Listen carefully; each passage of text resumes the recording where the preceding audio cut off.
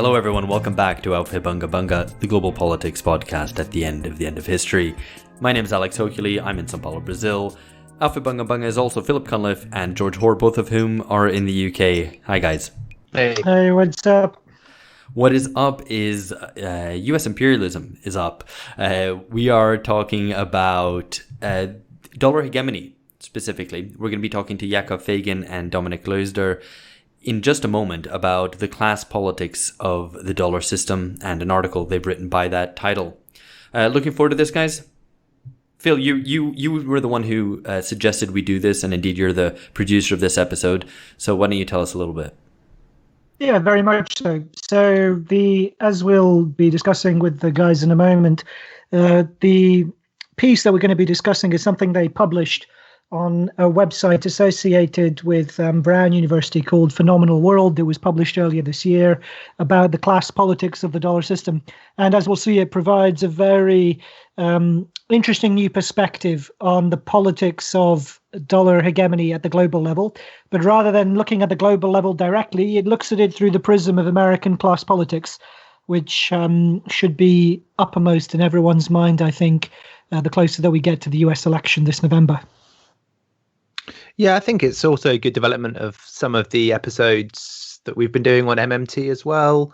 I guess taking a look at the politicization of some of these key financial instruments, some of these key kind of taken for granted economic ideas, obviously in a different register and with a different focus to the MMT episodes. But yeah, good to do some economics, I think, some political economy, whatever that exactly refers to. Well, we'll find out. I also found it interesting precisely because of the introduction of a domestic class division antagonism, which I wasn't really aware of in these discussions of the dollar system. In Brazil we encounter it because, as in most emerging markets, there's a problem that they need to accumulate dollars, and that's money that isn't spent on domestic investment.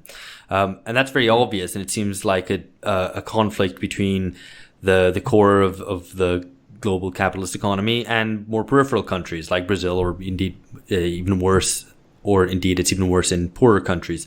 But the class dynamics, the fact that these play out both not just within American class politics, but also at the domestic level, like in Brazil, for example, was a novel angle for me. Right, so just before we call up our guests, Dominik and Yakov, to talk about dollar hegemony, I should note that this is the first in a two-parter. Part 2 will be out in 2 weeks' time, in which we'll be talking to Daniel Bessner a little bit more about the political aspects of dollar hegemony, as well as exploring US foreign policy and what a left-wing alternative foreign policy would look like. That'll be out in 2 weeks, but for now, let's call up Dominik and Yakov.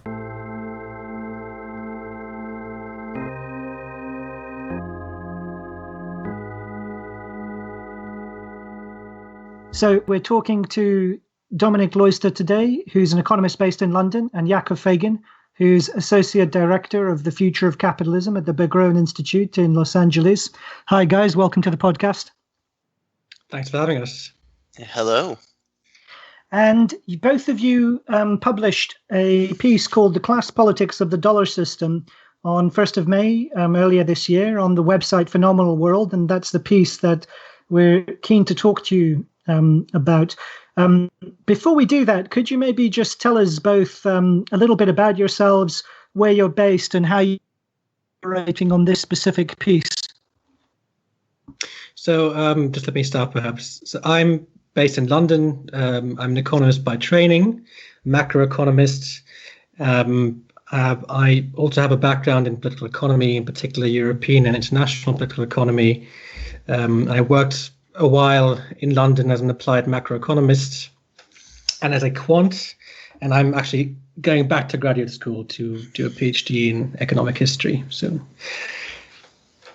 I'm Yakov Feygin. I'm based in Los Angeles, and I am an economic historian by training. I initiated my PhD thesis, which will hopefully soon be a book, was on the economic and financial reforms in the late Soviet Union, and I am very generally interested in international political economy and distributional models of it.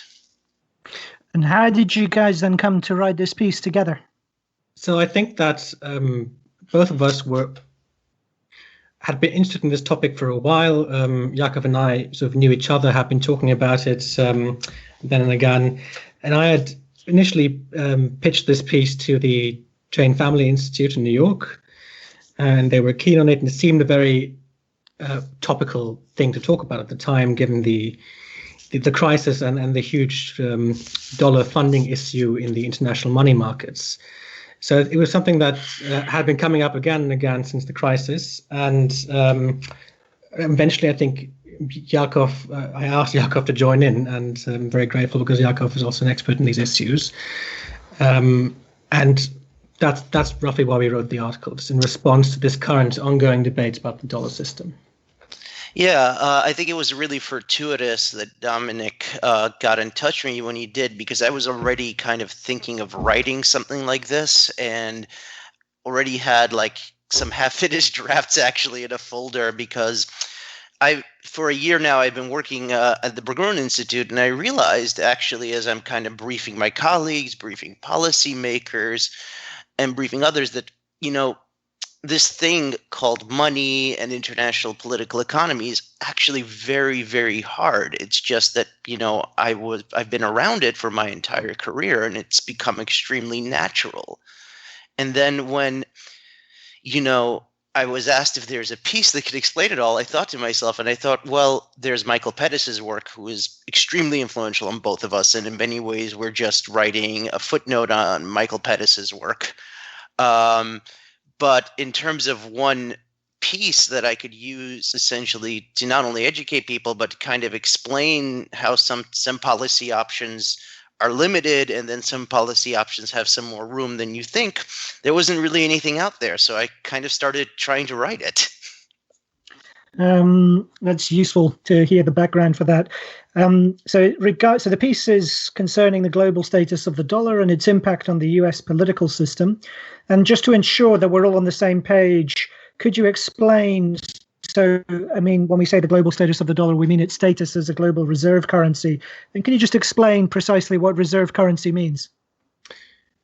So the term reserve currency, global reserve currency, refers to the currency that many central banks hold as part of their foreign exchange reserves.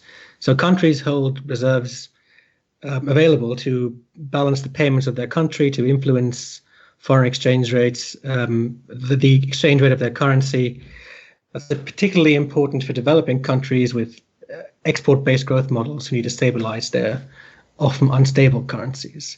And other major financial institutions, acquire dollar reserves to prepare for investment or transactions and to meet international debt obligations. And these reserves are assets denominated in dollars, and they can take any form, many forms, any form of bond, treasury bill, or government security. And the reserve currency status simply means that the currency composition of these reserves is heavily skewed towards that reserve currency, in this case, the dollar. So the reason for that is that, more than 60% or so of all foreign bank reserves are dollar denominated. A large proportion of the world's debt is denominated in dollars, and something like, I think, 80% of the trade between emerging markets is also invoiced in dollars. And there are multiple reasons why, how that system sort of came into being. So there are these network effects that people talk about, and the fact that we mentioned in the article that American capital markets are quite sophisticated and deep and liquid. But the history of how it evolved is far more complicated, I think. So I think, sorry, George here. How would you summarize this history? Because obviously the dollar wasn't always the world's reserve currency. How did this, could you, for our listeners, I guess, sum this complex story up? Yeah, well, I think there actually isn't a simple story, because the way we describe the system is that the system is hybrid. It's both a private system in that most dollars are actually privately issued, right, as credit instruments. And it's also a public system insofar as it's backstopped by American government financial institutions, primarily the Federal Reserve. And it is also and other central banks have to participate, right? How it came about is extremely circular. In fact, I don't think it was exactly planned. In some ways, it kind of emerges out of globalization. Before the dollar system as we know it now, we had the Bretton Woods system, which was a kind of set of exchange rates pegged to gold, which was in turn pegged to the dollar. So that was already kind of a formally dollarized system. And then you had capital controls and a relatively low levels of financialization. Now, that system assumed that the United States would essentially run a permanent trade surplus. That obviously didn't happen as Europe recovered, as Japan recovered, and that pushed the US dollar away from the gold peg. So eventually, Nixon takes us off of gold, and the system of these fixed currency prices breaks down. Well, ends. The currency prices have been breaking down since before then. And one of the reasons that system starts to break down is the emergence of what's called the euro dollar, right? A euro dollar is just a bank deposit or any other money market instrument at this point. Could also be a repo agreement. It could be anything, a number of other things that is held in a non-American domiciled financial institution. And that simply means that that institution doesn't have access to the Federal Reserve balance sheet, right? It doesn't have access to reserves, and thus it is a pure credit instrument. It's more, let's say, it has slightly less moneyness than other dollars, but it isn't distinguishable in price from those unless something goes wrong. Like, for example, it did in 2008, like when you had the spread open. The euro dollar initially there were many stories as how the idea came together, but it very quickly, the major tool of it became to essentially get around capital controls as multinational corporations expanded across the Atlantic. And eventually it kind of overtook the Bretton Woods system, and the system was never really reconstructed. And, through a series of ad hoc agreements, we kind of came to this semi-private system that we saw emerge over 20, 30 years. I mean, there's a wildly complicated timeline to this and wildly complex sets of actors and interests, right? But here we are. And the really two significant recent dates is the 1998 Asian financial crisis, right? When you had currency crises in all the really rapidly developing Asian tiger economies. And the lesson they learned is it's better to accumulate dollar reserves than deal with the IMF. And the second great event is the housing crisis, after which the Fed backstopped that giant global market very explicitly through swap lines, and did it again in the COVID crisis with swap lines and a repurchase facility for collateral. And also the implementation of Basel III, which essentially made U.S. Treasury, or officially U.S. collateral to backstop the system, legally embedded as something more or less necessary for you as a large financial institution. I'm sure we'll dig into some of the detail there, but just I have a quick follow up on this. What would you say is the date that we can say this is the start of the age of dollar hegemony, or the age of the dollar being the kind of global reserve currency? Would you put a specific date on it? Well, I think you have to distinguish between the dollar as a unit of account, right, and the dollar as a public entity. Right. So the dollar becomes the global reserve currency officially in 1944 with Bretton Woods. That's codified, but that's a dollar that's, at least in theory, a fully public dollar. Right. Right. What emerges alongside of it is a credit dollar. Right. Which is the real money supply of the world, so to say. And I think that emerges, I don't know, if I were to peg it, it would be, what do you think? I think it's around 1968, I think, is when you really start seeing it, when you get the kind of attempt to pool gold between the major Bretton Woods European economies to keep the thing from sliding into crisis, which it eventually does. So normally the It's good to hear, useful, and it also having the dates is helpful as well to line everything up. And normally when people talk about the impact of the US, of the dollar being the world's reserve currency and the fact that it's also the national currency of the US, this is considered in terms of interstate relations. So how this affects the relations of the US to other major economic actors, as well as developing countries, weaker and poorer countries. So it's usually cast under the terms of exorbitant privilege. And could you explain to us what exorbitant privilege means? I mean, I think there are various parts to this entire question. I think the first privilege that accrues to the United States that is usually brought up is the fact that the United States doesn't have to worry about its deficit, because there's an inexhaustible demand for US government debt.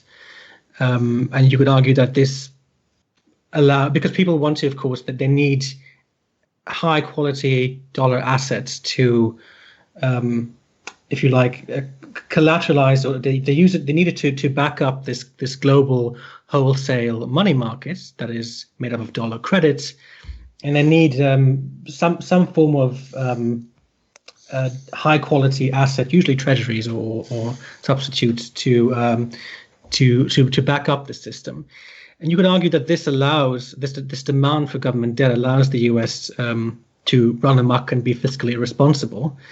And I think in geostrategic terms, one could argue that that also involves that you can spend a great deal on your military without worrying about the fiscal problems and the run on your currency down the road. And indeed, one of the major scholars of the dollar and of American hegemony, a man called Herman Schwartz, who's actually writing a response to our piece, he stresses this point that the huge military spending wouldn't perhaps be possible without the dollar system.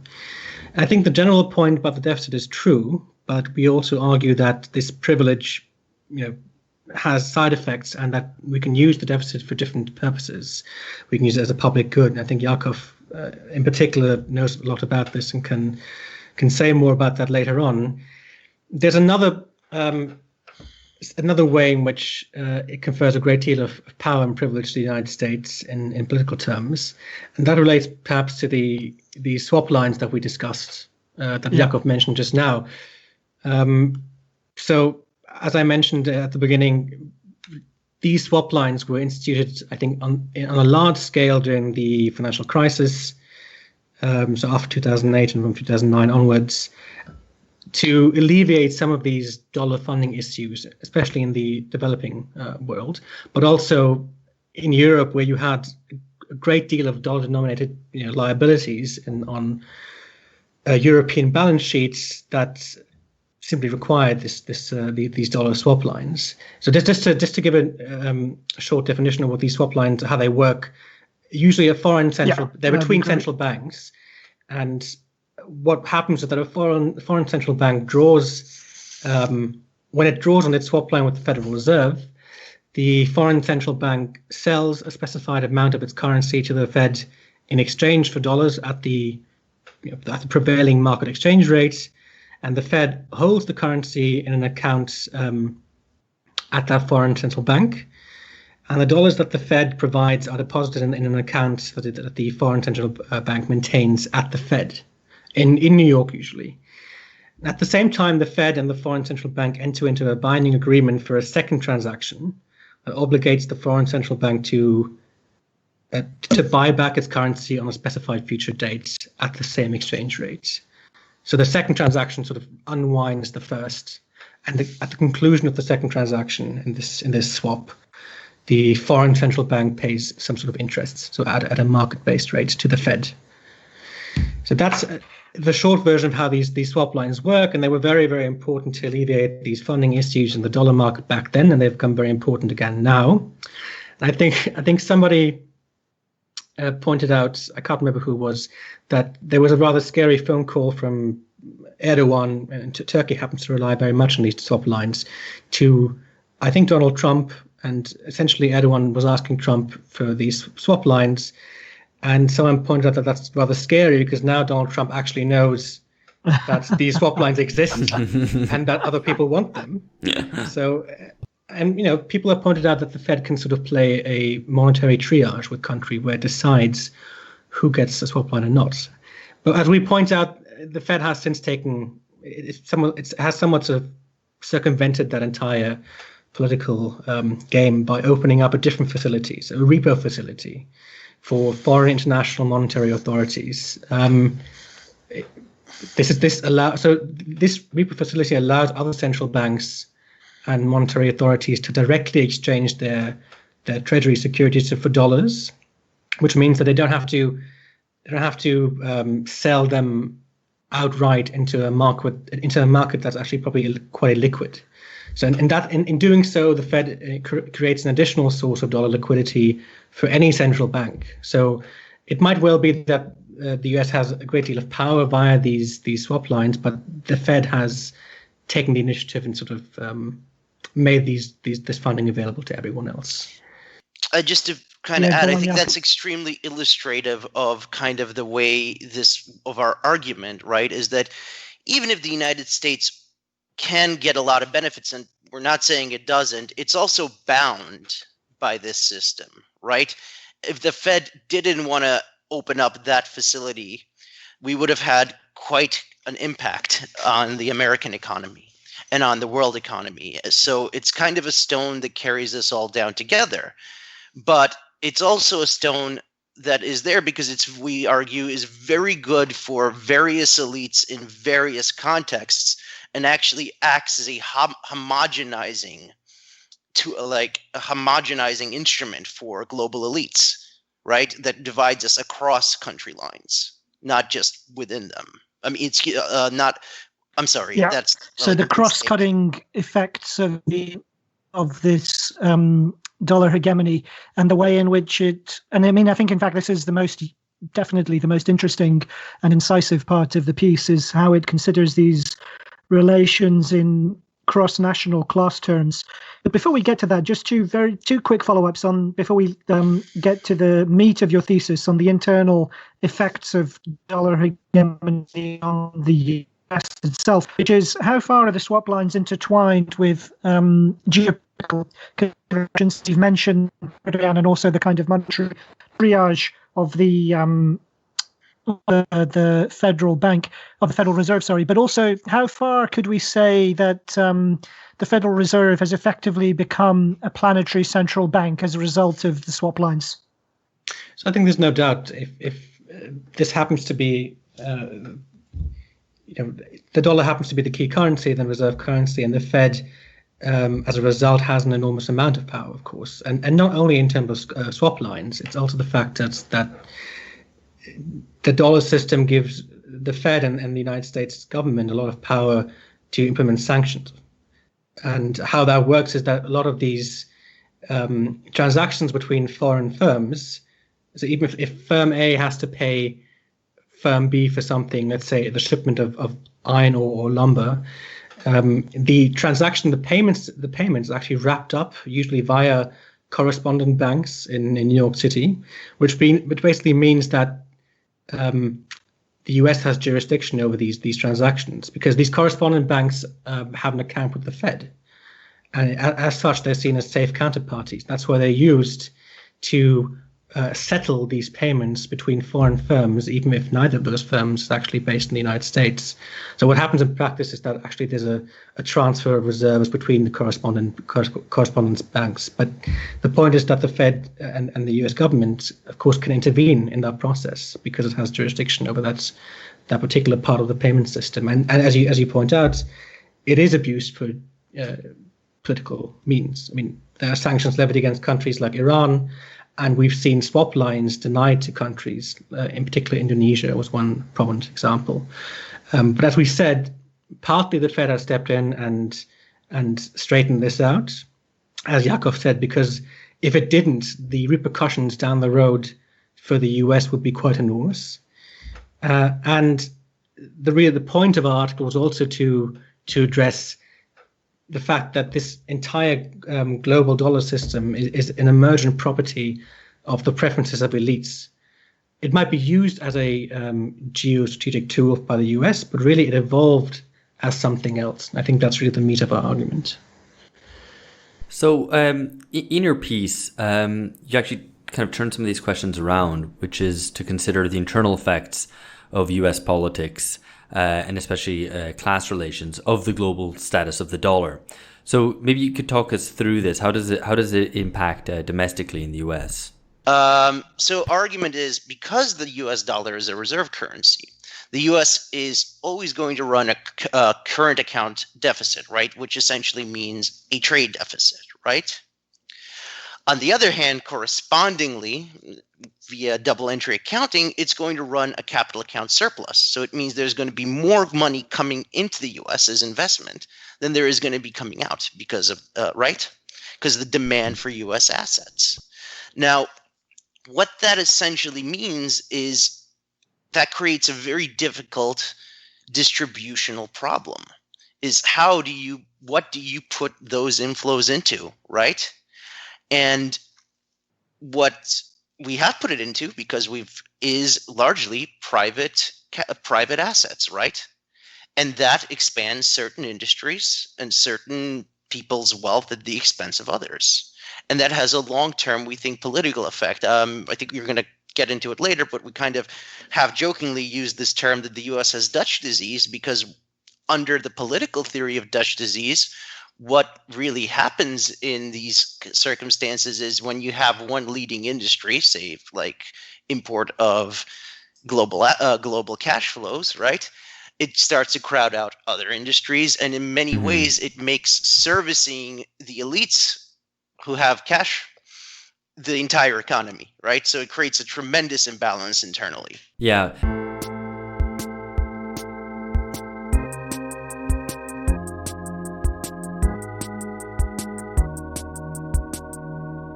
I mean, actually, maybe it would be worth at this point just to explain out the mechanism of Dutch disease, what it actually is for those who aren't familiar. Sure. So in the classical kind of Dutch disease story, there is a country, and it's based on the Dutch, right? On the Netherlands. It discovers a natural resource. It begins to export that natural resource like crazy, right? That makes its currency appreciate. And then that crowds out other industries because they can't export, and it becomes very cheap to import. And that reshapes the internal economy towards kind of one rent-based business, right? Now, there's also a kind of political expansion on that purely rates-based story, that Dutch disease is actually a political configuration, right? It happens because the increasing political power of that faction of the elite checks any attempts to, prevent it, right? To create counter policies that counter it. A kind of great negative example, right? A great null hypothesis for that is Norway, which should have Dutch disease, but doesn't to a large extent because their political elite kind of tried to get ahead of it by creating the Norwegian oil fund, the sovereign wealth fund that funds the pensions and is the world's largest institutional investor now, right? Something like 8% of world assets, right? And that was a way to manage these dynamics before they, morphed the political atmosphere. Right. Whereas in the US, you argue that this hasn't happened, but it's a particular case, the US, because its main export is the dollar. So maybe, yes. Yeah. So how does that exactly work then? And then as a consequence, who benefits from that in the US?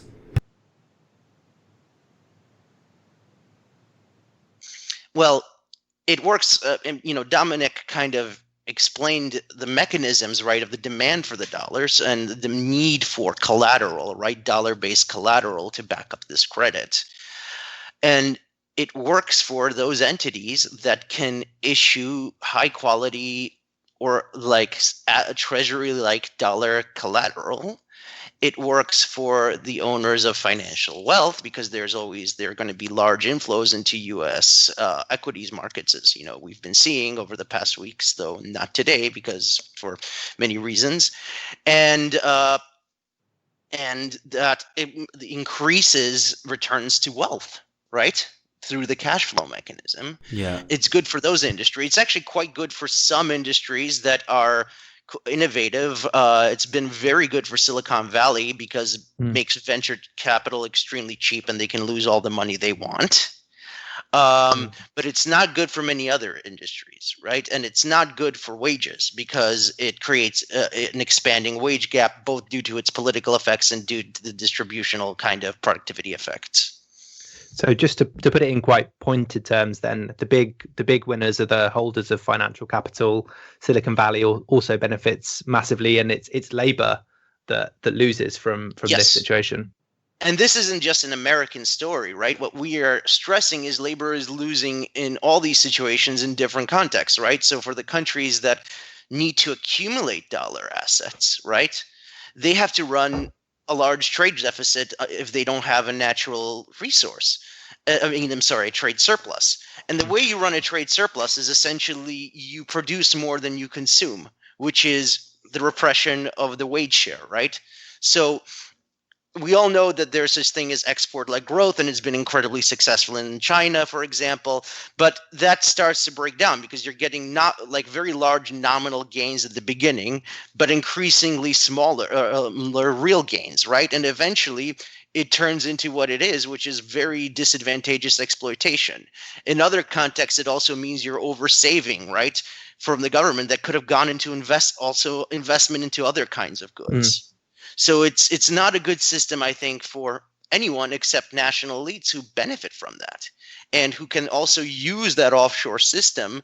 And this is, I wrote a different article about that. It's incredibly intertwined and in many ways even depends on these offshore, tax centers of tax avoidance. You can then store that loot in. Just to I can't approve on that description because it was quite comprehensive, but there's one specific example of how this plays out domestically in the US, and that is because the financial industry in the US can intermediate these capital inflows, it also distorts incentives in the financial markets. So one of the reasons why you saw this huge explosion of mortgage-backed securities in the run-up to the crisis, because there was an sheer endless demand for high-quality dollar-denominated assets. So the banks would get very creative, and even foreign banks would get involved via their New York subsidiaries, involved in the U.S. mortgage markets to take fairly awful mortgage loans and somehow package them up and securitize them and slap a AAA rating on them and to sell them off immediately into the global money market, to European banks and to Asian investors, etc. That's one way the elites of other countries where savings have accumulated due to large distortions in purchasing power and inequality in those countries, they can push their excess savings into these dollar assets. And on the other end of that is the US financial system, which says, oh, here are some newly securitized mortgage loans. They're quite valuable. They're a different form of money, so to say. And that begets this horrible process of inflating asset prices in the housing market. And I think the financial crisis is actually a crisis of the dollar system in that sense. So just to pick up on a point that you go ahead. No, it's just to pick up on a point there about productivity. Could you talk us a little through how this works? How does this damage productivity, specifically this situation? So I think one thing that frustrated me about the response to the piece is that there was a lot of focus on the actual exchange rates. And I'll get back to why that's relevant to the productivity question. There was some criticism of the way we talked about the damage done by an appreciating dollar over time. But really, I mean, first of all, if you look at the trade-weighted real dollar, it does appreciate over time. It appreciated a lot between 1997 and 2002, and it declined. I think it appreciated by 20% against its major trading partners, and it may have declined thereafter, but it was still well above its average in the preceding decade. But it's not really the point. I think the point is that the United States has a currency that, given its safe haven status, appreciates during crises, which hurts very much. And we saw this back in March when it appreciated very severely. But the main point is that the exchange rate doesn't strictly matter. It matters only how that rate moves towards relative to economic fundamentals. And the simplest way to think about this is in thinking of how the exchange rate or floating exchange rate should work for how they should move along with underlying economic conditions. So usually purchasing power should roughly correspond to productivity growth over time. So that means developing countries, they move up the income ladder. There's wage growth and productivity growth, and while they do so, they experience an appreciating exchange rate relative to advanced economies. And similarly, the dollar should be flat in real terms if US productivity grows at the same rate as their trading partners. But that hasn't happened. So if you look at it from the current account perspective, if the current account was relatively balanced in 1995, then a more expensive real exchange rate over time should have led to a bigger deficit, which it has.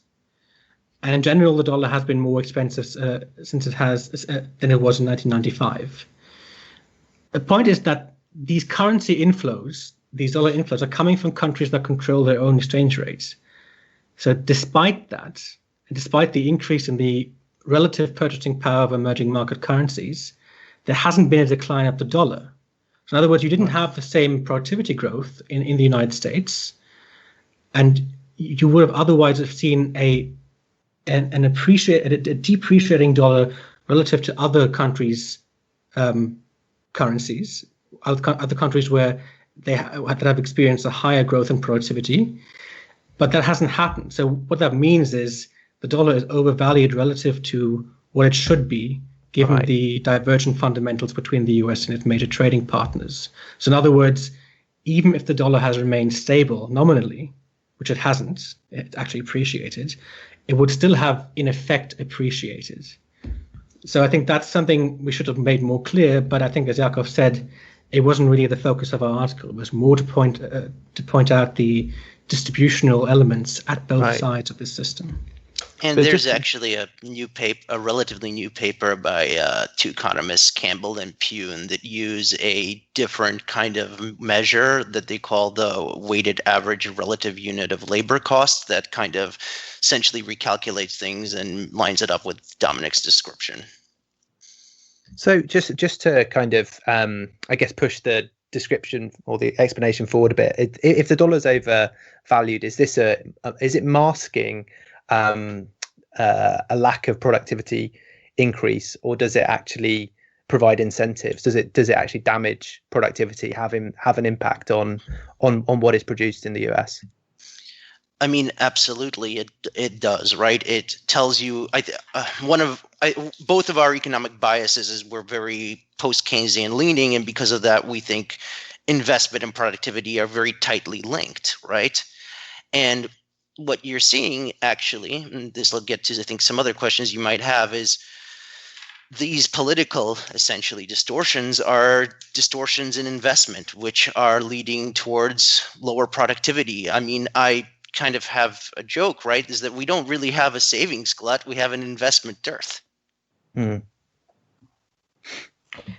So what you already picked up on the issue of the some of the pushback you've got, and Dominik has talked through questions of how far the dollar has appreciated over the time period in question.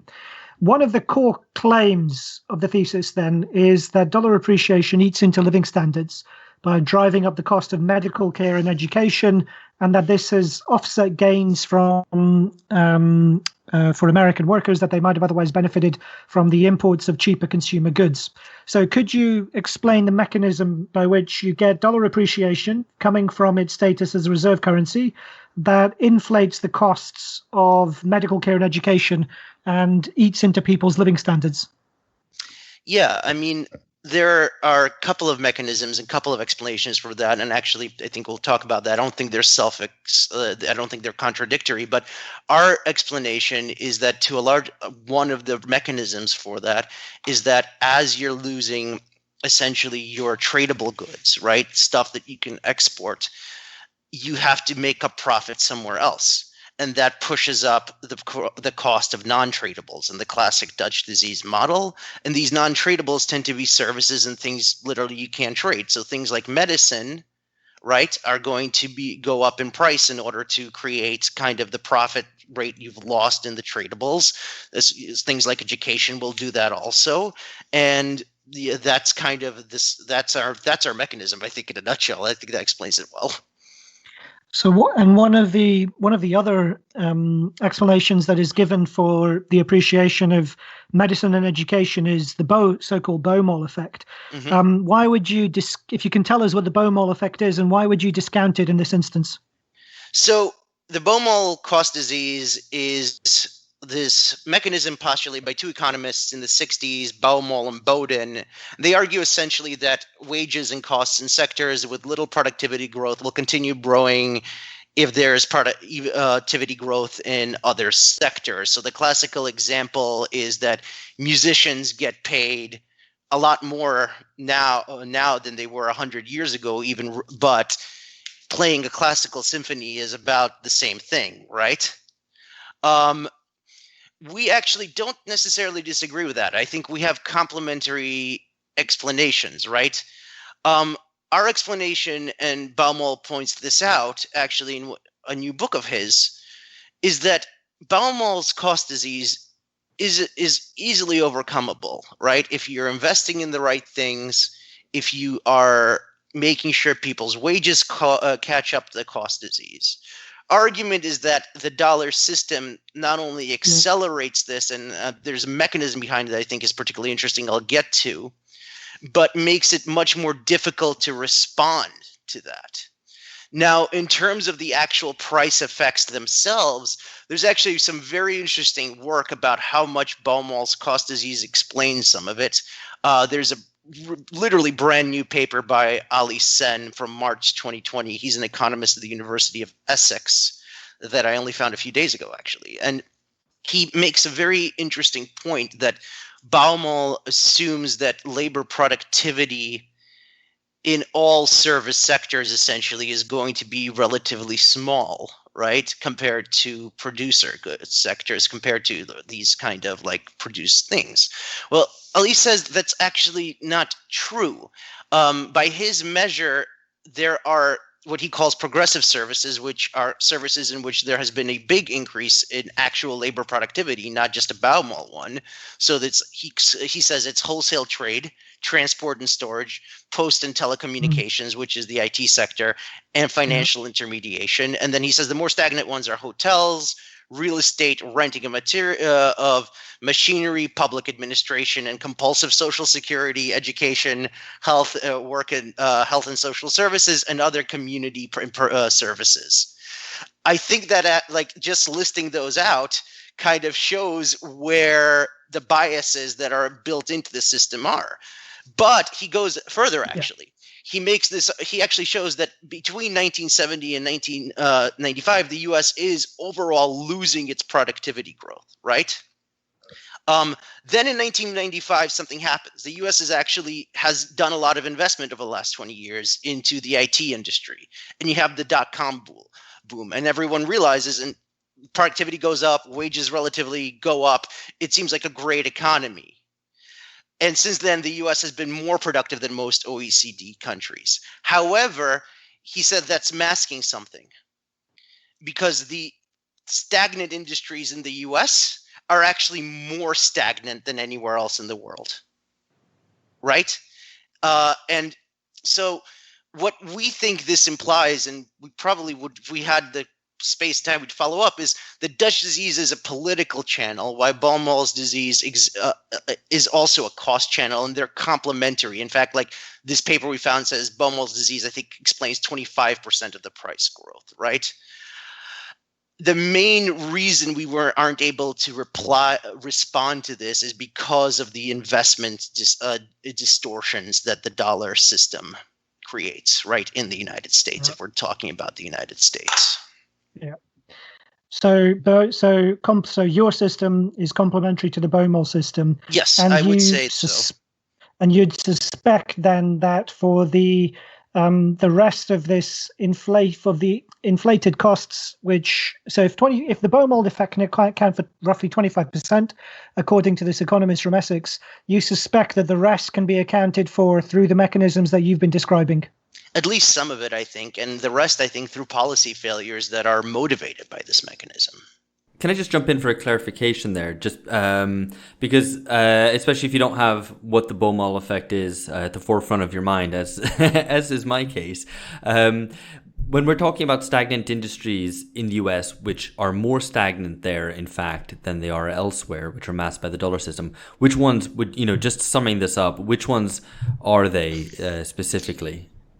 So, in this paper in particular, he actually only looks at the service side, but we also know, the manufacturing side has had not great growth. But this, as he mentioned, it's going to be hotels and restaurants, real estate administration services, education, public administration, medicine, and basically other kind of community services. And those will have large Beaumont effects, I think. But and it makes sense. But once you start kind of decomposing that, like he did, it actually hints that this isn't accidental. And I think Beaumont himself kind of suggested that in a recent book, this is the result of us not countering it. Right, and not investing in the right things. Yeah, and a consequence of a direct consequence of the dollar system is effectively prices being raised on these services as a way of increasing profits, because profits can't be captured from other areas such as manufacturing exports. Yes, and because you've got all these inflows right into dollar assets, those inflows need to be validated by cash flow somewhere. Yeah. That makes sense. So all of that was useful to talk for Alex to elicit some more of the effect of the Beaumont effect. To say effect twice. Anyway, I'm kidding. I'm wrapping myself in knots. Let me move on to the next question. So your argument depends on the global status of the dollar, and there are some people who say the dollar is going to tank. And there was a recent article in Bloomberg about this. Why are you guys confident that the status of the dollar, its resilience, will continue for the foreseeable future? So just to address this very recent article in Bloomberg by a man called Stephen Roach, who used to be, I think, chief economist of Morgan Stanley, is now at Yale, and writes these doomsday dollar pieces, I think, every few years. And I think he's always wrong in the same way. And in this case, the way he gets it wrong is to presume that the inflows of dollars to the United States are somehow driven by a shortfall of savings in the US. So meaning that the US relies on foreign savings to finance investment and consumption domestically. But this isn't the case, as we said. There are developments abroad, as we mentioned, and as we mentioned in the article, that distort the income distribution in certain countries and lead to a greater amount of national income in sectors that have higher savings rates and therefore have excess savings. Therefore, the national savings rate is higher, and therefore they have to export these savings, and that explains why the capital is pushed into the United States. If it were the other way around, as Stephen Roach presumes in this article, you would expect the US sort of bidding up the price of capital. In other words, you would expect to see higher domestic interest rates in the US throughout the period of large domestic, of large dollar inflows to attract foreign capital, because they require it to close the gap between savings and investments domestically. So if that were the case, it would mean that the United States needs to import capital specifically to bridge that gap. But it is not the case. I mean, the increase in domestic savings has no predictable effects on the current account surplus. And to put this in simpler terms, just to give an example, if foreigners have, let's say, $1,000 in excess savings that they have to, that they decide to invest in the US because it has the most attractive capital markets, etc., and has deep liquid markets in these benchmark assets, that creates a $1,000 US capital account surplus if they invested it in the US, and a corresponding $1,000 current account deficit, as Yakov pointed out earlier. And this requires US investment to exceed US savings by exactly $1,000. So what would happen, following Stephen Roach and other people's contention that this is endogenously created by a savings shortfall? What would happen if Washington were to implement policies that are designed to raise the US savings rate, or if people suddenly had a greater propensity to save? So if foreigners still invest $1,000 of their excess savings into purchasing US assets, the gap between US investments and savings would not drop to $800 if, let's say, US savings have been raised by $200. They would still remain at $1,000 because the gap between investments and savings is determined completely or almost entirely exogenously by decisions to invest abroad.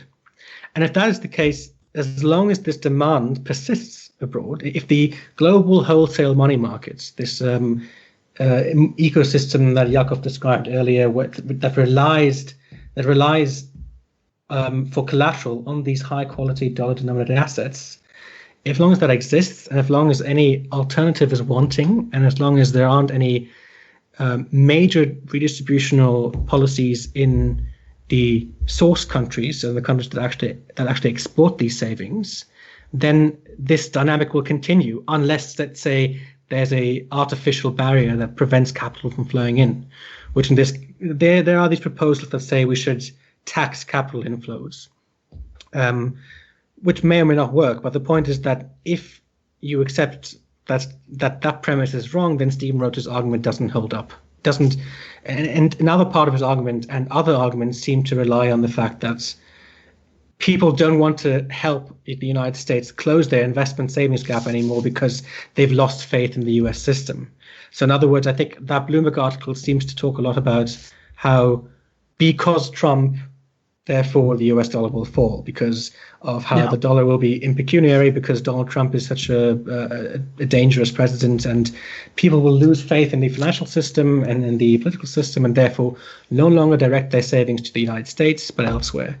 And this is a fallacy because they can't really direct them elsewhere, really, and it doesn't depend on the faith in the president. Really, it depends on the quality of capital markets, in the availability of these high quality assets, and ultimately on the ability of the Treasury to tax, because that of course gives value to the treasuries. So I think these arguments they're either wanting on matters of causality, as Roach's argument is, or they simply don't understand what determines the imbalances to begin with. So to summarize, it's the sustainability of the dollar as a global reserve currency is based on the propensity of foreigners to invest in the States more than it is on the US saver. Is that right? That's exactly right. I want to bring George in. So George, to talk about the solutions that you offer in the piece. Over to you, George. Yeah, no, I guess a question on the politics of all of this in terms of what we should do about this dollar dominance. So in terms of practical institutional solutions, your solution is essentially to treat the dollar as a global public good. Could you talk us through a little bit what this means and what this might look like in terms of altering the situation? Yeah, so I think the political logic we use is that the dollar is a global public good because it's not just the domain of the US to use it or even to issue it sometimes in practice. It's the domain of this hybrid system that is both public and private. And the privilege of using that system and the tiers of using it is where that system is flawed in many ways and often unjust. So our solutions are kind of, we offered in the paper, are threefold. Dominik suggested another one. I can address that and why we decided not to go with it. Our first solution is very simply that we should, as I always say, it's not a savings gap, right? Savings or whatever. It's the investment gap. It's if you're not investing it in the right things to boost productivity and wages and good quality jobs and social services, then it's a problem. If not, well, it's free money. So one solution we propose is to particularly establish a set of investment institutions in the US in order to do some of that. One feature of those institutions I think is quite innovative, at least in the big literature on that, is that like Fannie and Freddie, these institutions will issue their own debt onto the market that has a higher yield than the standard U.S. Treasuries, and that's very attractive to investors, and it'll siphon some of that off, that high demand for high yield out of the stock market into public goods, right?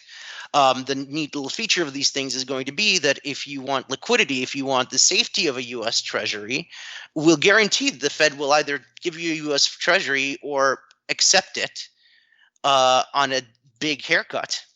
But then you don't have the same liquidity. Then you've lost some money. So the investor kind of gets to choose. Either they, hold the yield and get paid a bit more, or they cash it out and lose and take a big haircut, but they have the money they need to meet a prior commitment. And, that also adds to global financial stability. So I think it's a pretty good deal for everyone. Right. The others, and that can be, used to build infrastructure. For example, the U.S. has something like 30 years of output gap capacity, output gap that can be closed. So we have a lot of work to do, and that'll do a lot of things domestically while, creating a public good for the world. The other thing we've argued, which might be, I actually think this will be pretty achievable politically in a Biden administration. That's actually something, moderate Democrats like, is building stuff. The more difficult asks are this idea of how we restructure trade, right? That instead of having the IMF come in after the fact of a crisis and impose austerity, right? Which is exactly when you don't want to do it. We include kind of a swap of guarantees in any trade treaty the United States is engaged in. So in exchange for not running excessive trade surpluses, and maybe some other policies, the U.S. will guarantee you access to the Federal Reserve balance sheet if you have a currency problem. Right. And again, to me, that's a very fair trade. And that reduces some of the perverse incentives of that system. I think our most radical ask, which actually was inspired by Nathan Tonkus, which he had a great idea, right, is the real way you solve this thing, and in the long run, I think it's what we're going to have to do, is to do what John Maynard Keynes wanted to do and establish some kind of global clearing system based on a essentially global store of value, which he called Bancor. That's going to take a tremendous amount of political consensus, and honestly, I just don't see it happening even maybe in the near future of maybe even my lifetime. But an alternative way to kind of make that synthetic is to let the IMF have a guaranteed swap line with the Fed, and let the IMF essentially use special drawing rights as that, global money supply instead of dollars. And if you need dollars to pay your commitments, then you can exchange those as DRs in a currency swap for actual dollars. Right. So that would solve a lot of problems, just plug a lot of holes. So I guess the conclusion in terms of the viability or the plausibility of these three options, essentially building stuff, and correct me if I'm kind of summarizing these too crudely, building stuff, restructuring trade, or having a global clearing system. I mean, that first one, you think it is possible within? I don't even think. I think it's not even possible, but I think it's probable. So we're going to see a potential change in the dominance of the dollar then, if it does happen that Biden wins in Well, place this year? I don't think it's going to. It's not going to change the dominance of the dollar. It'll change the redistributive effect, some of the domestic U.S. redistributive effects of this system. But I think that could be quite likely. So I suppose to wrap it up, I've got a question regarding, again, building, I suppose, on the issue of long-term projection into the future.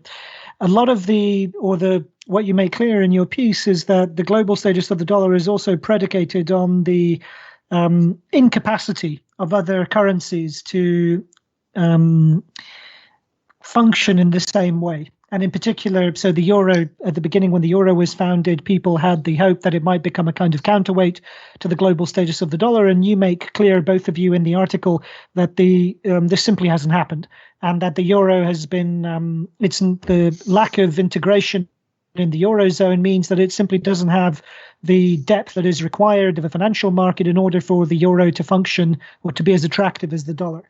So can you maybe tell us about how you see the eurozone playing out vis-a-vis the dollar, and a long-term projection for global institutions with respect to the eurozone? Well, I mean, we could do an entire podcast on the many dysfunctions and travails of the eurozone.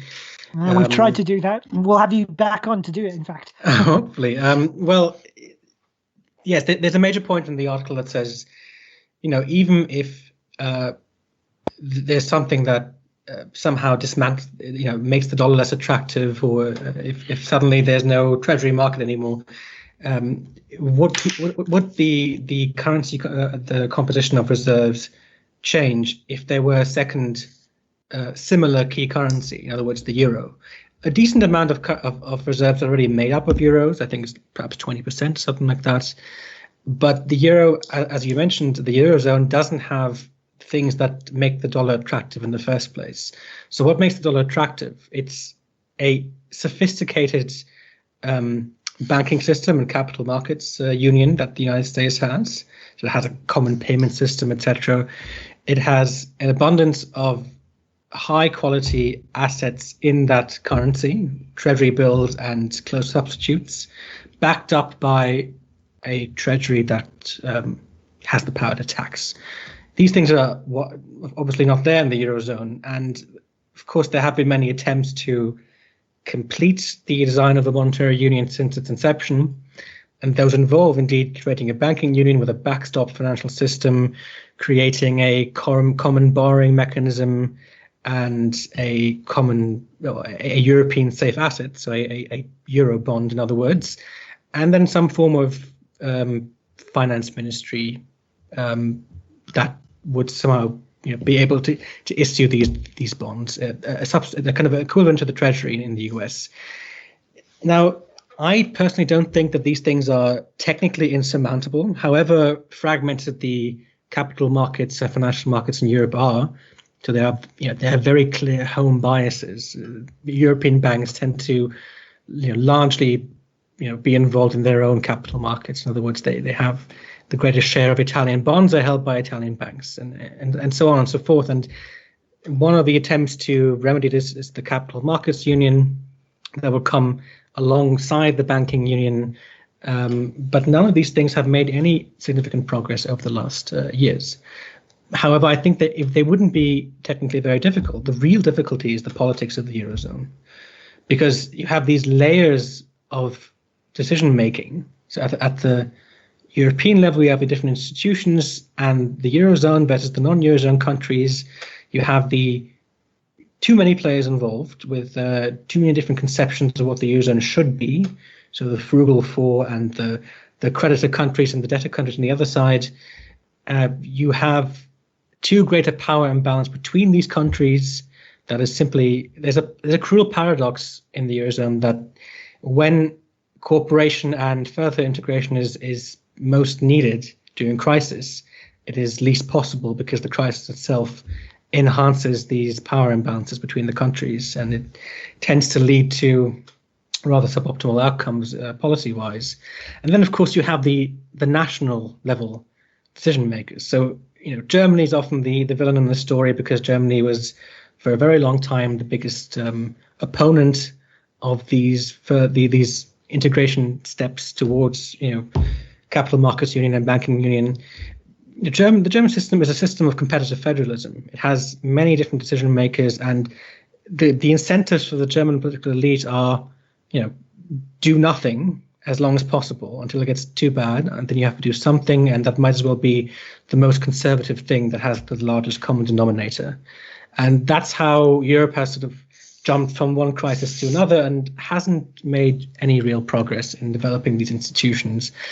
And I don't think that, despite the recent rumblings about Germany's Hamiltonian moment and the new proposal for an enlarged commission budget, etc., I don't think that these things, even if they do represent a genuine sea change in economic thinking, that they are anywhere near big enough to meet the current challenges in Europe. And there's certainly nowhere near the kind of changes that you would need to see in order for there to be the foundation for a key currency. So as for the projection, I think we both agree that the dollar will be there at the top of the global monetary system for quite a while, and the Eurozone will sort of be on life support for a couple of decades, and then it may or may not fail, or we don't know. But there won't be, I think, a serious challenge to the dollar anytime soon. Yeah, interesting stuff. I mean, and I suppose there'll be a fairly imminent test of your thesis, assuming that Biden wins the U.S. presidency, which he's projected to do at the moment. Then we'll be able to see how far if the Democrats are able to get their act together with spending, then we'll be able to see how far thesis which he presented here is tested. So anyway, I would urge all our listeners to read the essay.